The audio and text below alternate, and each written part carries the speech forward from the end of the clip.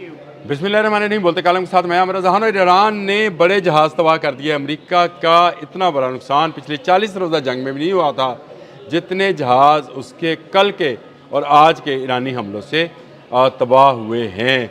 ये मैं नहीं कह रहा, दुनिया का मीडिया कह रहा है। और मैंने कल ये आपको कहा था कि नुकसानात आहिस्ता आहिस्ता सामने आएंगे। और मज़े की बात यह है, पासदारान इनकलाब का ये दावा कि F-35, F-16 और F-15 जहाज़ जो हैं तबाह हुए हैं, इस पर सेंटकॉम ने खामोशी इख्तियार कर ली है, तरदीद नहीं की है, चुप लग गई है, क्योंकि खड़े जहाज़ जो हैं तबाह करने का ईरान को वसी तजर्बा है। आपको याद होगा 40 रोज़ा जंग के अख्तामी दिनों में अल सुल्तान एयरबेस, प्रिंस सुल्तान एयरबेस जो है सऊदी अरब में, उस पर भी खड़े जहाज़ वॉक्स समेत जंगी जहाज़ तबाह किए गए थे। तरदीद की सेंटकॉम ने और बाद में तस्दीक कर दी, तस्वीरें सामने आ गई थी। आज भी यही सूरत हाल है। कल जब मैं आपसे बात कर रहा था कि उर्दन की जो है अल रज़क एयरबेस के ऊपर हमला हुआ है, और मैंने आपसे कहा था हैंगर्स तबाह किए गए हैं, तो ये हैंगर्स खाली नहीं थे, इनके नीचे जहाज़ मौजूद थे।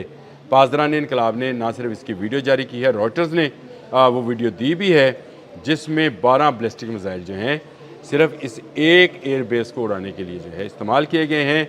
और इस एयरबेस पर अमेरिका के वो जहाज़, उर्दन की मैं अहमियत पहले बता चुका हूँ लेकिन दोबारा भी बताता हूँ आपको। चले पहले अहमियत बता देते हैं। उर्दन की ये अल रज़क एयरबेस जो है, ये अमेरिका का एक ऐसा एसेट था जिसको एयर स्ट्राइक्स के लिए इस्तेमाल किया जाना था ईरान के ऊपर। ये हमने 40 रोज़ा जंग से पहले जब जंग की तैयारियाँ की जा रही थी उस वक्त भी बताया था कि F-15E जो है उसके लिए एक बड़ी एयरबेस जो है जॉर्डन ने अमेरिका को फराहम की है। मुझे कतई अंदाज़ा नहीं था कि वहाँ पे F-18 और F-35 भी जो मौजूद होंगे, लेकिन इन जहाज़ों को क्योंकि लाया गया ईरान पर हमलावर होने के लिए, इसलिए उनको भी इसी जो था अल रज़क एयरबेस पर रखा गया। और इस एयरबेस पर अब इन्होंने ऑपरेशनल होना था। इससे पहले कि ये ऑपरेशनल होते, हमला करते, ईरान ने 12 बैलिस्टिक मिसाइल्स के साथ तमाम हैंगर्स और control, command and control centres जो हैं, रडार सिस्टम जो हैं, उनको तबाह कर दिया है। अब तक की इतलात के मुताबिक इन तबाह होने वाले जहाज़ों में F-35, F-15 और F-18 जहाज़ शामिल हैं। कहते हैं कि इस एयरबेस पर सबसे ज़्यादा जहाज़ थे, 100 से ज़ायद तो F-15 जहाज़ ही मौजूद थे। कितने तबाह हुए, कितने बच गए, कितने हैंगर्स को जो है निशाना बनाया गया। खैबर शिकन मिसाइल जो है अल रज़क भी जो है उसमें दागे गए थे। और ये जो है अब स्टोरी जो है वो सामने भी आ गई है। रॉयटर्स में मैंने आपको बताया कि उसने वीडियो भी जारी की है। बड़ा नुकसान जो है हो रहा है अमेरिका के फ़ौजी अड्डों पर।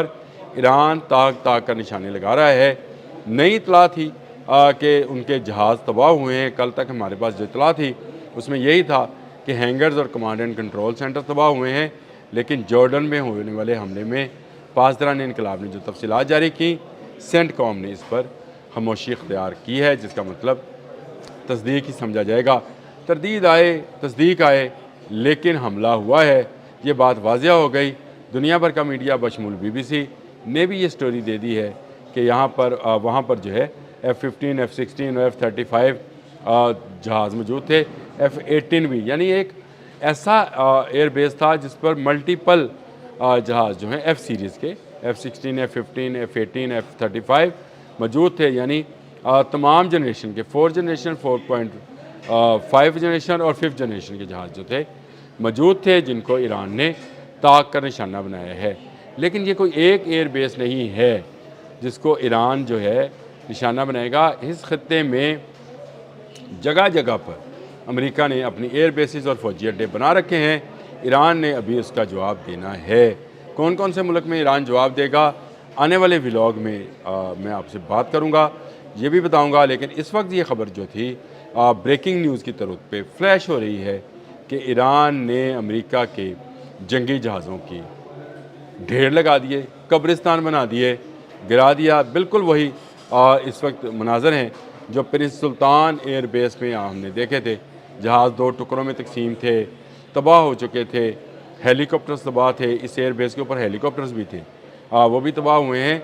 ये बड़ा नुकसान हुआ है, जिसके बाद अमेरिका ने बड़ा हमला किया, जिसकी मैंने तफसीलात इससे पहले होने वाले व्लॉग में बताई, जिसमें कशम, जासिक, बंदर अब्बास, मेनाब, मुख्तलिफ़ इलाकों के वो जो नाम सामने आए थे, शरीक, ये तमाम इलाकों में इसके बाद हमला किया गया। अल-रज़क़ में बड़ी कार्रवाई ईरान ने दिखाई और ईरान के 12 बैलिस्टिक मिसाइलों ने क़यामत ढा दी। जहाज़ों को जो है ज़िंदा दरगोर ही कहना चाहिए कि उसको तबाह बर्बाद कर दिया, मलबे के ढेर में तब्दील कर दिया।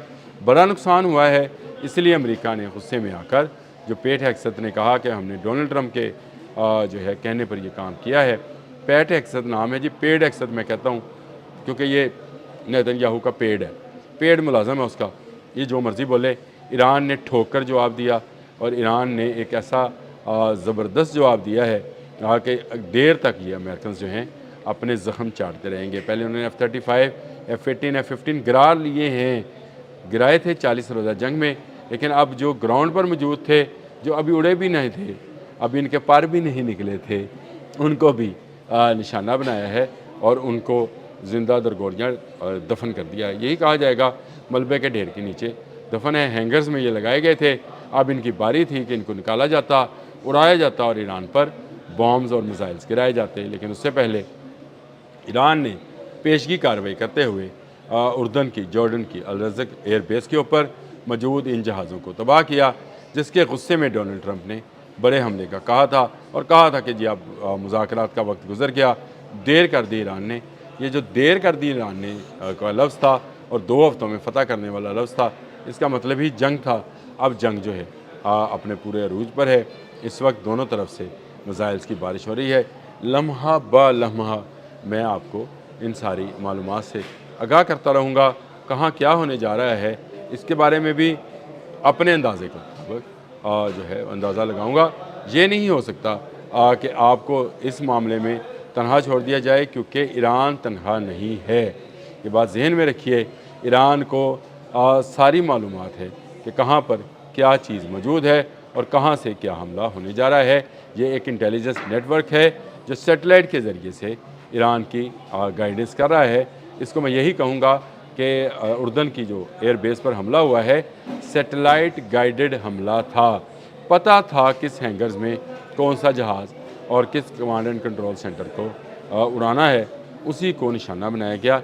इसीलिए सिर्फ एक एयरबेस पर जो है 12 बैलिस्टिक मिसाइल जो हैं, और वो भी वो मिसाइल्स जिनके अंदर क्लस्टर बॉम्ब्स थे, यानी हैबर शिकन, उसको गिराया गया है। बड़े पैमाने पर तबाही मचाई गई है, खंडरात में या खंडर में तब्दील कर दिया गया है। इस सारी सूरत हाल में ईरान और अमेरिका एक मरतबा फिर आमने सामने हैं।